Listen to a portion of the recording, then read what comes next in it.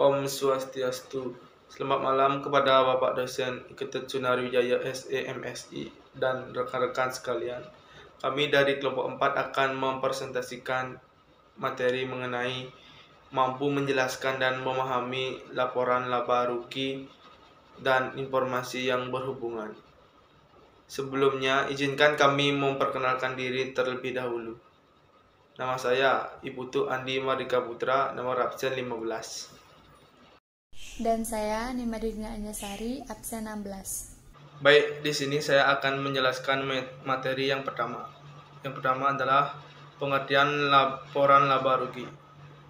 Laporan laba rugi atau income statement atau profit and loss statement adalah bagian dari laporan keuangan suatu perusahaan yang dihasilkan pada suatu periode akuntansi yang menjabarkan unsur-unsur pendapatan dan beban perusahaan sehingga menghasilkan suatu laba atau rugi bersih. Unsur-unsur dari laporan laba rugi. Yang pertama ada pendapatan. Unsur laporan laba rugi ini adalah peningkatan aktiva atau arus masuk perusahaan yang dihasilkan dari kegiatan operasional. Yang kedua ada beban. Unsur ini merupakan arus keluar atau pemakaian aktiva akan munculkan liabilitas dalam suatu periode tertentu.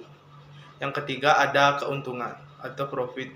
Unsur laporan laba rugi ini hadir karena adanya peningkatan ekuitas karena terjadi transaksi perusahaan atau yang dihasilkan dari pendapatan atau investasi dari pemilik perusahaan.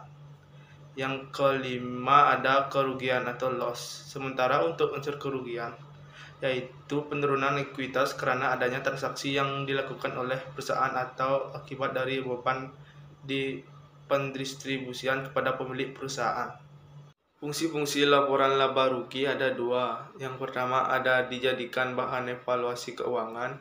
Yang kedua ada untuk mengetahui perkembangan perusahaan. Materi yang kedua ada format laporan laba rugi. Format laporan laba rugi ini memiliki dua jenis. Yang pertama ada single state income statement. Ini merupakan format laporan laba rugi yang paling sederhana dan mudah untuk digunakan. Berikut ini adalah format umum dari laporan laba rugi single step. Yang pertama ada pendapatan sama dengan total pendapatan. Yang kedua ada biaya sama dengan total biaya. Yang ketiga ada laba bersih sama dengan total pendapatan dikurang total biaya. Yang kedua ada multi-step income statement. Pada penyusunan laporan laba rugi dengan bentuk multi-step, akun pendapatan akan dibedakan menjadi pendapatan usaha atau operasional dan non-usaha sama dengan non-operasional. Berikut ini adalah contoh format umum dari laporan laba rugi multi-step. Yang pertama ada pendapatan sama dengan penjualan kotor, potongan penjualan bersih. Yang kedua ada biaya pokok penjualan, biaya operasional, pendapatan bunga, biaya pajak. Yang ketiga ada laba bersih sama dengan total pendapatan dikurang total biaya.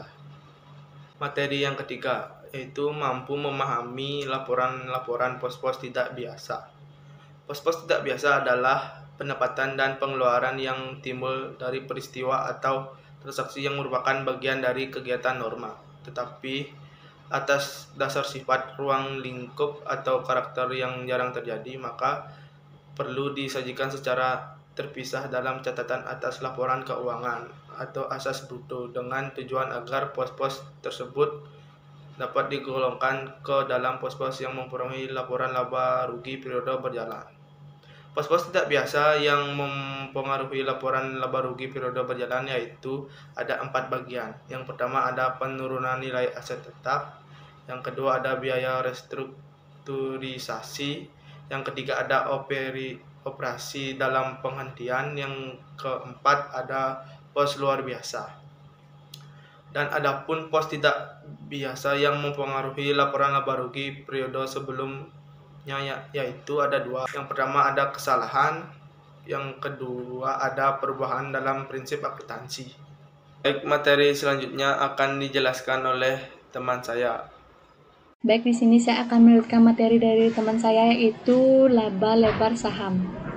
Laba Laba per saham adalah merupakan komponen penting dalam perhitungan, sering dijadikan indikator untuk menentukan harga saham, murah atau mahal, bersama dengan PBR. Menghitung laba per saham termasuk analisis fundamental dalam investasi saham. Tujuannya guna mengukur kinerja sebuah perusahaan.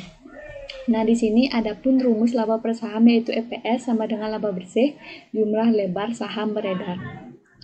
Dan hasilnya makin meningkatkan laba per saham atau EPS setiap tahun menandakan perusahaan tersebut makin baik dan menguntungkan. Dengan nilai laba per saham yang tinggi, perusahaan dapat membagikan keuntungan yang lebih banyak bagi para pemegang saham. Perusahaan dapat dikatakan bertumbuh bila memiliki nilai EPS sebesar 500. Artinya, saham atau perusahaan tersebut menghasilkan laba sebesar 500 setiap lebar sahamnya. Materi selanjutnya yaitu laporan laba ditahan. Laba ditahan adalah sebuah keuntungan historis yang didapatkan dan dikurangi defense sebelumnya. Jika keuntungan itu tidak dihitung sendiri, maka akan dibagi ke dalam berbagai sektor yang berhak menerima dana seperti pemegang saham dan investor. Di sini ada pun fungsi laba ditahan, yaitu sumber dana cadangan. Sumber cadangan adalah sebuah sumber bagi seseorang pengusaha atau perusahaan. Artinya, manfaat yang harus dibagi atau dikelola secara langsung jika terjadi reservasi akhir berupa dana cadangan afiliasi. Yang kedua yaitu fungsi dana penerapan atau pemeliharaan laba ditahan. Adalah sebagai modal untuk usaha dan pemegang usaha. Pengembang usaha ini sendiri tidak hanya terkait dengan pembangunan gedung. Yaitu yang ketiga ada membantu pembayaran hutang. Adalah untuk membantu perusahaan dalam melunasi atau membayar hutang. Jika suatu perusahaan memiliki tingkat hutang yang cukup tinggi, sangat menguntungkan jika laba ditahan tersebut sebagai investasi. Yaitu yang keempat, modal investasi lanjutan. Selain beberapa fungsi yang sudah dijelaskan di atas, alokasi laba ditahan juga dapat digunakan untuk mendukung modal investasi lainnya.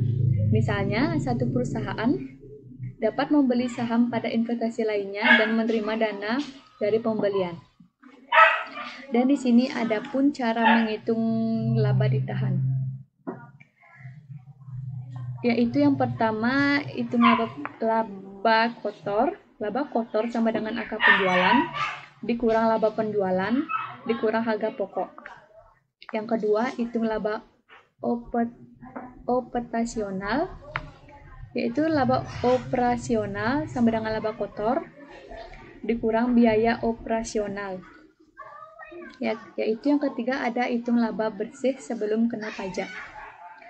Laba bersih sebelum kena pajak sama dengan laba operasional dikurang bunga ditambah amortisasi ditambah depresiasi. Yaitu yang terakhir ada hitung laba bersih setelah pajak. Laba bersih setelah pajak sama dengan laba bersih sebelum pajak dikurang tarif pajak.